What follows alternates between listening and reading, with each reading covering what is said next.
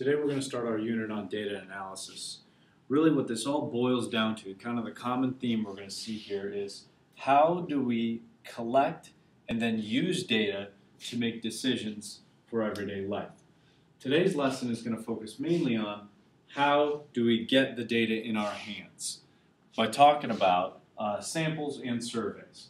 We want to look at the different parts of a survey with the main purpose in mind that we want to avoid this. Bias means it leans one way or the other, or it tries to get people to say something, it tries to get results that aren't really true. They just are results that whoever gives the survey wants to hear. For instance, let's say they gave a survey in the cafeteria of whether or not you like broccoli. Well, maybe they don't ask the right group of people so that they can get the answer that they want to get. So we want to look for ways to avoid a biased sample, because these can happen even if you don't think they're happening. So two really important parts of a survey, two really important groups of people we want to observe are the population and the sample. If you have your notes there, I want you to write this down. Population is the entire group being studied. So another way to think about this is, who do we want to know about? So if we're doing our survey about whether they should serve broccoli in the cafeteria, well, the entire group being studied here is not the United States. So the cafeteria doesn't really care about everybody in the United States. The entire group being studied is not stream students or even Upper St. Clair students. The entire group being studied here is Fort Couch Middle School. Now, the problem with surveying everyone in Fort Couch Middle School is because it would be that it would take a very long time and the data would get very, very overwhelming. You'd have a lot of different values that you would have to then analyze and display. So what we do, we don't survey everyone, we take a sample, the part of the population being surveyed. I'm sure your parents are getting a lot of calls right now from their political party asking them their views on particular issues. They're not calling everybody in the Republican or Democrat or even Independents.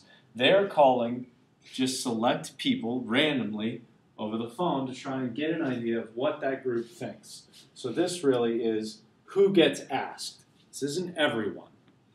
Now, where we run into trouble is when we take a sample, but it doesn't necessarily represent the entire population. For instance, in our survey about broccoli, if they only asked the 7th graders, that would be a biased survey because that wouldn't be representing everybody. So in other words, if they only took this survey during second lunch team 2 and team 3 eat, well, that leaves out everybody from, first of all, that leaves out everybody from the other teams, plus it leaves out all 8th graders. So you don't really get a full picture of what the school thinks about the serving of broccoli. So what happens when this occurs is we get a biased sample, a survey in which the population is not represented well. Okay? Sample does not represent the population. So when we try and identify bias in a sample, what we want to do, we want to first identify who's getting asked and who do we want to know about, and then we want to figure out is the population being represented well. So here are 3 examples. Okay, we have a record store manager ask customers who make a purchase how many hours of music they listen to each day. Well, first of all, it's probably the easiest one to identify here is the sample, because right now it says, let me get my highlighter here. Who does he ask? Customers who make a purchase. So he doesn't ask all of his customers. Okay, so the sample. I always identify this first because it's pretty easy to figure out who's being asked. Customers who make a purchase. Okay? The population. Who does he want to know about here? Obviously, he wants to know about his customers. Yeah, it would be nice to know, what everybody in the United States thinks about how many hours of music they listen to in a day, but this guy isn't selling to everybody in the United States. He's only selling to his particular customers. They're the only people he cares about because they're the only people giving him money. So population is all customers. Okay? Could write something else. Notice nowhere in here, the sample and the population is not how many hours of music. That's the question. The question being asked has nothing to do with any of the groups we are studying. Okay? It's who are we asking and who do we want to know about. Now the bias here. This is where it gets a little tricky. The bias is usually going to lie in who was actually asked. Notice he's only asking those customers who make a purchase. So those customers who make a purchase, obviously if you purchase music, you're going to listen to more hours of music. You're going to be listening to the music you just bought. So the bias here, what we want to do is we want to say kind of why the sample doesn't represent the population. So we might need a couple sentences here. Why does the sample not match the population?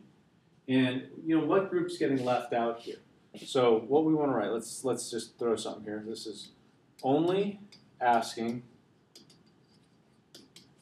those who make a purchase. And then I'm going to write a sentence about something that's a good idea.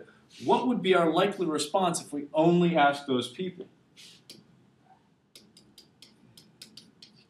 If you buy the music, you're more likely to listen to more hours.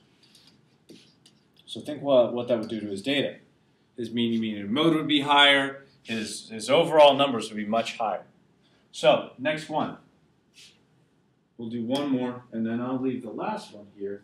See if you can figure out this one. Okay, for this last one, the second one here. Sample. Again, who gets asked? Well, 8th grade student council member, who are they polling? Here it says they poll the classmates. Okay, so who gets asked would be 8th grade classmates. Right away, that should be a red flag in your head.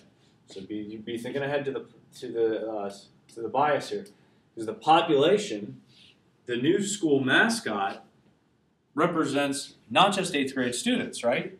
The new school mascot represents all students, and really, it represents all community members.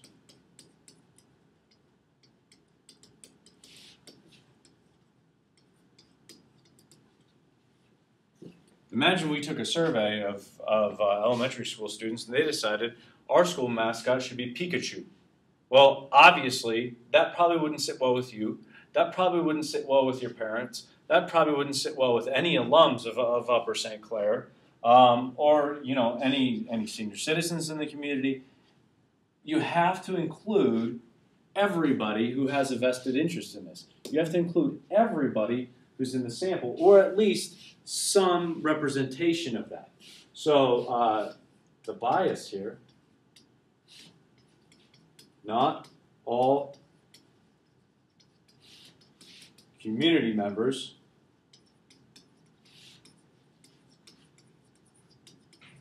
are represented. Now, we can't really say what the 8th grade students would think. We can't say that because we don't have any information to that effect. Like up here, we had information because they're actually making a purchase up on this one, which means obviously we can kind of deduce from that what they're going to do with their music. Down here, not all community members are represented. All we can say is that 8th grade students will probably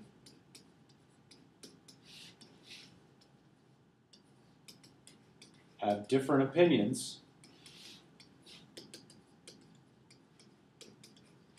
than other age groups. So you have a little bit of writing here involved with this, with the bias. You have to do sample, population, and then the bias. We're going to work a lot on this tomorrow because this is kind of a difficult concept. It's kind of difficult to grasp. what we want to look at now is ways to avoid bias, ways to make sure that we get all of our groups represented. And oftentimes, that is done by choosing one of the following sampling methods. How do we get our data in our hands? If you you have your paper here. We have 3 different sampling methods. And the clue for what these are is kind of in the names. Obviously, random is pretty obvious. Random is chosen by chance. If you ever wonder how telemarketers get a hold of your number, well, your number is in this huge database, and a computer randomly goes through and picks a number after the telemarketer hangs up. So when you answer the phone and you say, hello, hello, and you say hello like 3 times, what's happening there, that lag, is when the computer is connecting your phone to the telemarketer's phone. That's an example of a random survey. Systematic. You can see the root word there. Systematic is according to a rule or formula. Okay? We'll see what that looks like in a second. And then stratified. Root word here is strata. If you think about like stratus clouds, they're layered. So stratified is like is when you choose randomly from different groups. So if you go back to our broccoli survey from the cafeteria, if the cafeteria randomly chose students from each lunch, first, second, and third lunch, the subgroups there would be the different lunches. So you would randomly choose from those subgroups, so it's not completely random, okay? There are different groups here. So on the next one here, I'm just going to identify which of these this is. In a county survey, Democratic Party members whose names begin with the letter D are chosen. Obviously, this is not random. I've had people argue for stratified here, but I think it boils down to the fact that they begin with the letter D. There's a specific rule here. This is an example of systematic. Now, the reason I've had people argue for stratified is that you've got Democratic Party members. But remember, it comes down to who are we studying here? We're studying the Democrat Party. We're not studying all voters. So really, the Democrat Party is not a subgroup here. A lot of people think, okay, Democrat would be one subgroup, Republican would be another. But this doesn't tell us anything like that. It only says we're studying this group right here, and we're choosing, our sample is everyone who begins with the letter D. So it's not random. We don't have any subgroups, so that makes it systematic. Okay? Next. A telephone company randomly chooses customers to survey about its service. Well, this is right in the name, right in the word, right there, randomly. There's no rule, there's no subgroups, it's just a random survey. Okay? And then finally, high school randomly chooses 3 classes from each grade, then draws 3 random names from each class to poll about school menus. Now, I know you see the word random there, but don't just jump and circle this one, because you'll also notice what are they doing before they poll randomly.